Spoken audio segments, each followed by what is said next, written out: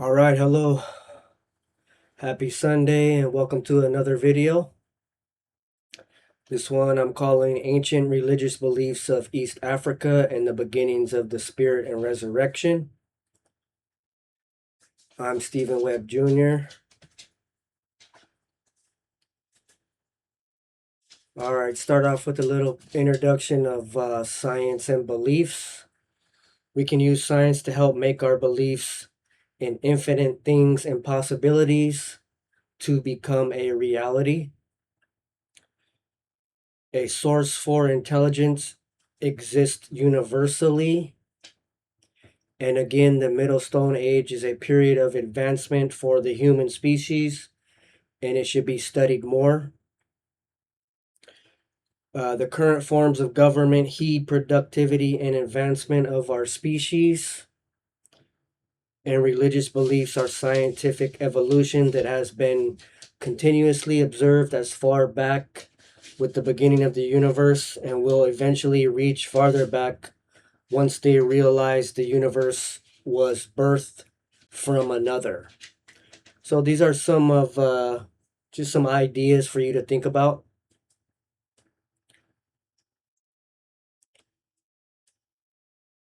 The solar cult and man. To the right, we have a picture of Temu here, or Atem. Churchwood says that the Egyptians were the first humans to create the solar cult, and that they seem to have originated from the people like the pygmies.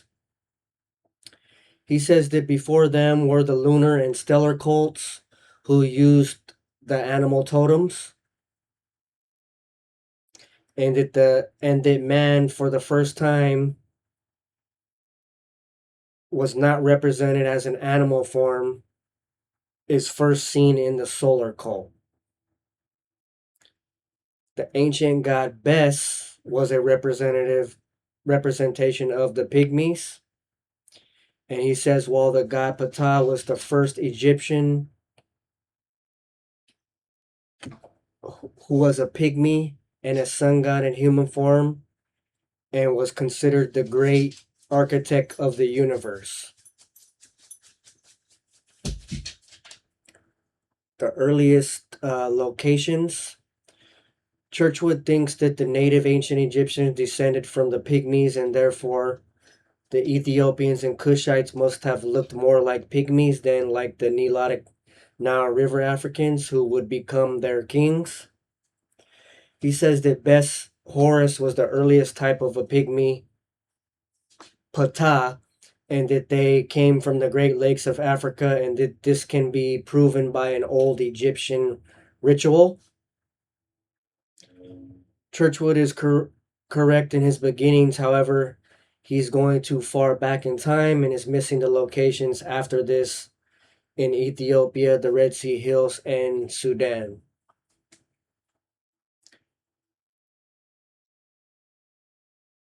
The first Christ. Hieroglyphs like the Egyptians have been found in Ireland, Great Britain, Maya, Centaur, and Mexico. Many believe that Ptah is the first prototype god of Christianity. Some of the earliest forms of Christianity are found in Egypt at places like Alexandria. And we remember that when Ra retired, he retired near Alexandria. Many will be led to believe that Ptah and even Horus are the first and earliest Christ figures. However, this seems to be a mistake when we compare them to Ra. Intelligence and time. Intelligence seems to be able to be labeled as God itself. Intelligence seems to be what created life in the universe. Churchwood said that Ptah had 7 pygmy existence and that he created Amenta of the lower earth.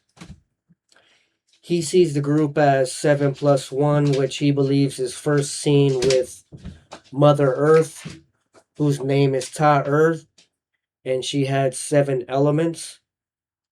So this is in comparison to the Ennead of 9. So Churchwick kind of thinks it's 8, but we know that Ininian is 9. It's eight. It's 8 gods plus Ra at the head, or Horus at the head. The symbol 8 may represent infinity and has something to do with the sequence of time going back and forth. Scale in life. This representation of existence can and should also be represented by scale, meaning that from infinity of the largest size to infinity of the smallest size, each level of scale functions the same, even though the parts look different. Scale meaning not inclusively an atom, a cell, planet, solar system, galaxy, universe, etc. Menta and Ptah need some reconciling. If we think of Ptah as coming from the east, the Red Sea in Ethiopia, then why would he be creating a place with the name Amen in it when we know Amen is from the south? Menta, crocodiles, and the snake. Amenta was the place where the souls of the dead travel through the earth. Therefore, we wonder if Amen here means hidden or within the earth. And did Ptah and his people get this name from someone else? The native Egyptians represented death and darkness with a crocodile's tail. And therefore, when we see the picture of the child Horus standing on top of the crocodiles, it not only means that he defeated them, but that he defeated darkness and death. This can be seen as evolving from the need to cross the Nile River and the fear of being eaten by a crocodile. In contrast, the snake was seen as regeneration, regenerating itself over and over again because it shed its skin and looked young again. The city Abydos in Egypt and life and death. Churchwood believes that the solar code is about 37,000 years old and that the code of Osiris is found within it. And it is found within it with the resurrection. The sun cult was found in Heliopolis, among other cities, but especially in Abydos from about 20,000 to 15,000 BCE. It's interesting to note here that Abydos is the city of the dead, and the sun cult represents the people of life, and therefore we see both life and death represented together at Abydos. They had been recording the sun's revolutions and the precession of the pole stars for at least 10 periods, or almost 260,000 years. Out of Africa and migrations. The pygmies are similar to what the people were like who first left Africa and traveled all the way to Australia and Tasmania. Churchwood believes that they were driven out of Africa by the Nilotics, who were bigger and stronger than they were. Some of the examples of the earliest people who still existed at Churchwood's time were the Arunta of Australia, who he says are like the ancient Egyptians. And the migrations out of Africa seem to have been in a linear settlement pattern. And Churchwood says that they secured their homestead before they moved forward to the next. So that's an interesting point that I wanted to add into there. Evolution of religion in Africa. Here we have the Coptic Pope and we have the Catholic Pope. This is from Churchwood's book, one of Churchwood's book, and kind of the order of how he sees the evolution of leading up to Christianity. He starts it with the pygmy hunters, then the Masaba hunters, several different tribes several different tribes in the Republic of Congo, then the Nilotics, then the ethnic groups in Uganda, Ethiopia, and South Sudan, then the Bahima people, Then the ethnic groups in northwestern Kenya, Uganda, South Sudan,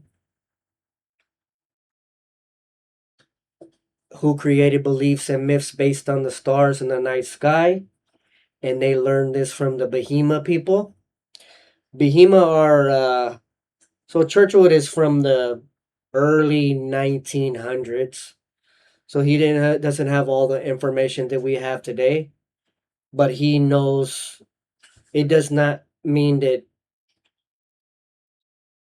it doesn't mean that all of his information that he provides is wrong. Contrary, most of his information is correct.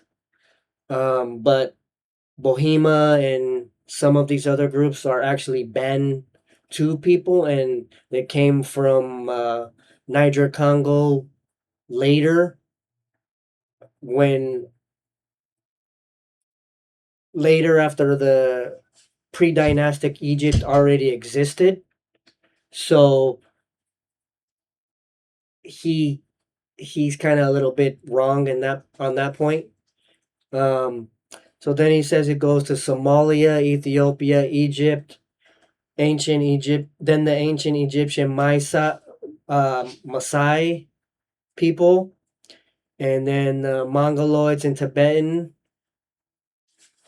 who knew the stellar myths, then the ancient Egyptians who knew the stellar myths, then the lunar myths of Egypt, then come the solar myths of Egypt, then come the Coptic Christians who are the who claim to be the descendants of the pharaohs. Creation of religious beliefs. These people use the stars and sun to keep track of time and the precession of the Ursa Minor or Little Bear stars. The pygmy languages use prefixes to describe nature. So do the Egyptians. They thought that life came from places in the sky. Objects of light became associated with life, and the death of of a loved one and knowing that you will die also created many religious beliefs. The fear of death was responsible for most of this. They had to create ideas to cope with death. Death and burial and the spirit. The watching of a loved one's dead body decomposing or being eaten by animals also contributed to the ideas associated with burial and preservation of the body. Vultures, lions, hyenas, and wolves all became associated with death. Burial became a necessary task to care for the deceased.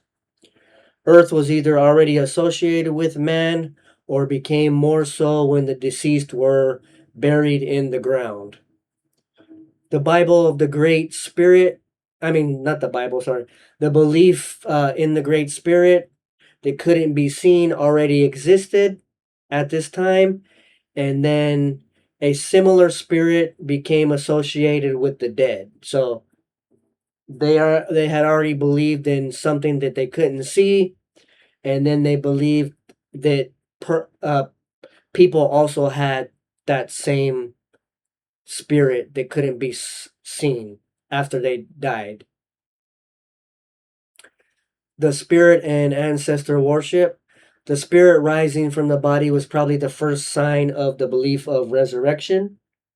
All of these beliefs can be placed within the category of ancestor worship. The people began to venerate and propitiate their dead family members, and it was necessary to keep them pleased, or else they thought they would become angry at them. Churchwood says that the Egyptian religion was based on the rising again of the human soul from the body, which people said they saw occur. So we have people who said they saw spirits coming from dead bodies. So that's where it's coming from. Eyewitness accounts, they're not just making it up. So somebody, however many thousands of years ago, saw it, and maybe some other people saw it as well. And so that's where it came from. So we're just moving along in the evolution here of origins of religion. So this is just another stepping stone in moving our way forward. So you'd have to watch um, a lot of this. You won't understand or won't really make sense of why I'm presenting it. So you kind of have to watch the other videos that provide a lot of other context to a lot of the information that was here.